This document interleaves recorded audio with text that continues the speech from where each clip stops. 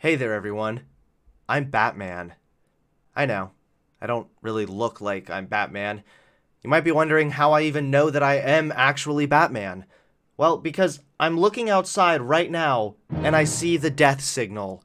It's like the bat signal, but it lights up whenever I want to die. Because yeah, we're talking about Batwoman again. We all remember CW's Batwoman, right? That pop feminist superhero show that gave us this gem. The suit is literal perfection. It will be. When it fits a woman. Yeah, I did a few different reviews on the first season, and I currently have, at minimum, a tumor for every minute spent watching this dreadful show. The first season was weak, badly acted, never really escalated, and garnered consistent negative reviews. Most people just don't like this show. It didn't even try and incorporate Batman's legacy in a meaningful way, instead hiding the countless plot holes with shallow pop feminist talking points. After a full season of so bad it's almost good, Ruby Rose, the actress who played Kate Kane / Batwoman, announced she would be leaving the show. That's right, CW took on controversy because they casted Ruby Rose, a gender-fluid person, instead of a lesbian. They took a beating from critics, and they tried their hardest to appease the woketards, all so the show's star could quit at the end of season 1. At least you tried. Now here, CW had a good opportunity to look over the bad reviews and the countless plot holes. They had a chance to just end the show now that the main actress was quitting, but no, because apparently this crapball is making money, so the show must go on. CW decided to roll forward with season 2, recasting Kate Kane's character altogether. I will give some props to the show because working the plot around your main actress quitting is definitely a challenge, and it could have been worse, but it could have been so much better. Javicia Leslie was cast as the new Batwoman, playing a girl named Ryan Wilder. The season 2 premiere begins with a plane crashing near Ryan Wilder, who lives in a van at the time. Here we have our first cliche. She gets out of the van. Realism isn't exactly the goal of this show, so we can overlook that. Ryan begins rummaging around the fiery wreckage, and she discovers someone fighting for their life.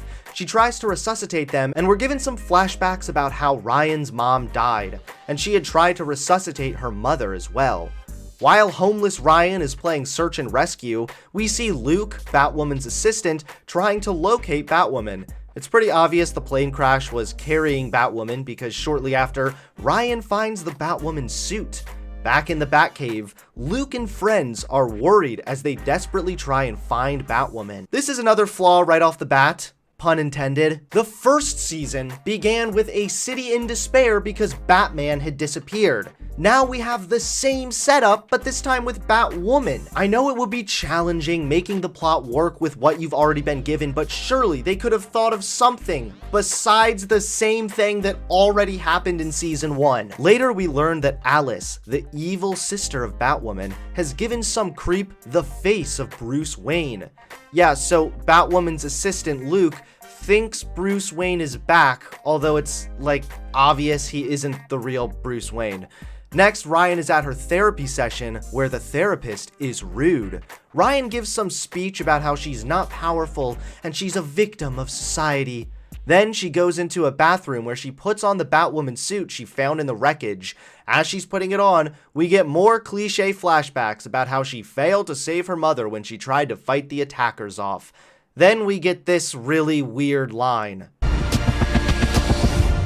Time to be powerful. Huh? This sounds like a Just Girly Things quote. Next, she sneaks up on some criminals. She clumsily fights them as she figures out how the suit works. Then all of a sudden, she goes full-blown ninja on this guy, and the only explanation we get on how she morphed into a superhero in like 3 seconds is she's done Taekwondo before. Another reviewer pointed out how we didn't even get a cringy montage of her becoming a superhero. She just kinda became one. I mean, even season 1 opened up with Kate Kane getting trained by some guy, but whatever, I'm thinking way too hard about this, aren't I? While she's fighting, Ryan clicks on the GPS, and Luke and friends go off to find the suit. They run into Ryan in a sewer, where they have a real awkward conversation. They ask for the suit back, and she says, Wilder, Ryan, and I'm not done with it yet. Well, we aren't making the new Batwoman very likable, now are we? They ask why she feels worthy to have the suit, and she goes into another long speech about how she's just a number. I am the 327th baby of a black woman who died during childbirth that year. I'm a $20 a day check to a group home. Ma'am, this is a Wendy's. So you can have this damn suit back when her killer is dead. A lot of the show was trying to force the plot to work with the new actress and without Ruby Rose's character. This was awkwardly demonstrated when Luke and friends do some research on Ryan Wilder and spoon feed us the fact that Ryan's mom was killed by a group of squatters that turned out to be Alice's gang. So Ryan wants to find Alice. I guess it works, so now the new Batwoman has the same villain, but it was basically just explained to us in poorly acted dramatic fashion. This scene was also really cringy because it showed Luke and his friend Cassandra suddenly empathizing with Ryan, and Cassandra explains that Ryan actually just wants justice. She's acting like this is a big realization, but Ryan had just explained this to them in the previous scene. But it turns out she's just one of 250,000 murders in this country who have not seen justice. A few minutes later. Her mom died in her arms. She wants justice. It was like this part had been filmed after this part. So not only do we get Ryan's backstory spoon-fed to us, it doesn't even make sense in the context of the episode. Also, maybe I missed something, but in the show, kryptonite is the only thing that can penetrate the almighty Batwoman suit. I thought that was Superman's thing, but I don't really want to ask any more questions. I just want this show to end. After Ryan rudely just walked away while wearing the suit, she randomly decides later that they're right. She isn't worthy of the suit. The fake Bruce Wayne, who already has the kryptonite, is trying to get the suit so he can be all-powerful. This, of course, leads him to Ryan. We get a decent chase scene before Batwoman and fake Bruce fight. Fake Bruce then shoots Batwoman with the kryptonite. But for some reason, she's okay. For reasons. This was supposed to kill you. Yeah, well, it didn't.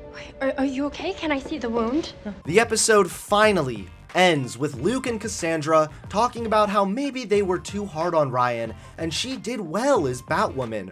Ryan then notices some green welt where she was hit with a kryptonite.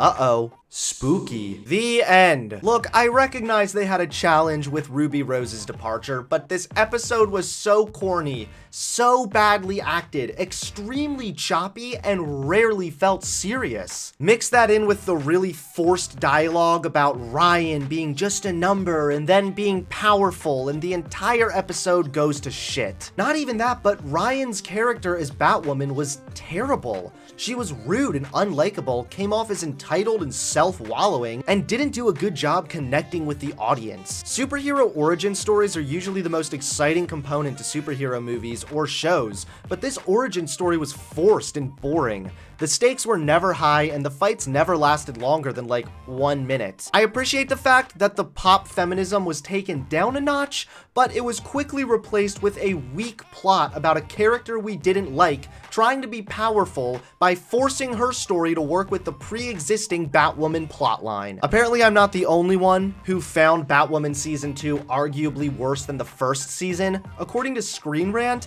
the Season 2 premiere of Batwoman was only watched by about 663,000 people, making it the third least viewed episode of the superhero series. This may sound like a large number in isolation, but compared to the 1.8 million viewers who watched the Season 1 premiere, these current ratings are abysmal. Batwoman Season 2 is sitting at only 3.5 out of 10 on IMDb. Why is it not canceled yet? This is so cringe. I have secondhand embarrassment for the network and the writers. This is a gag show, an inside joke for Hollywood people, a show nobody asked for. LOL. Batwoman Season 2's first episode also had similar Rotten Tomatoes audience score compared to the first season, as fans have given it a 36%. Not much in this story is appealing. Strange action choices of a boring character, says one fan. There you have it. Batwoman Season 2 is worse than Batwoman Season 1. I don't know how they managed to do it, but they did. Anyway, I gotta run. The death signal is beckoning me. it.